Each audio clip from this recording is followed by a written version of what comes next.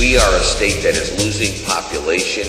We are a state that is losing fastest in loss of 18 to 34-year-olds. Go up and knock on the window and say, please don't leave. We're not the highest tax state in the nation. We're actually doing pretty well. They ain't buying it. We are 50th as far as job growth. We're one of the most expensive states in the United States of America to do business in. We have the highest gas tax in the United States of America. People are walking with their feet. We had 6 congressmen. We now have 5. We're losing population.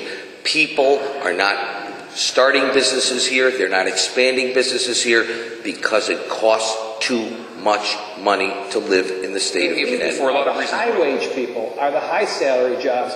And the reason they're leaving is primarily, and Larry put his finger right on it, we've had no job growth. And the jobs that we're creating people are breaking their back trying to make a living. They've lived here all their life. They like it here in Connecticut. They find it a beautiful place. They raise their kids here. The problem is they find themselves in a situation where their own kids, who they raised in a certain town, can't afford to come back to the town they grew up in to live. No jobs. They can't afford them to take. My daughter just graduated University of Virginia.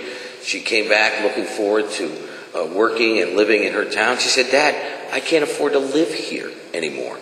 And there wasn't enough job opportunities for her to avail herself of. In some cases, they couldn't, if they were forced to buy their home they live in currently, they couldn't even afford to buy their own home. They're burdened with taxes. They get there and the increased cost of living. You made a point, it's not all tax related. Of course it isn't.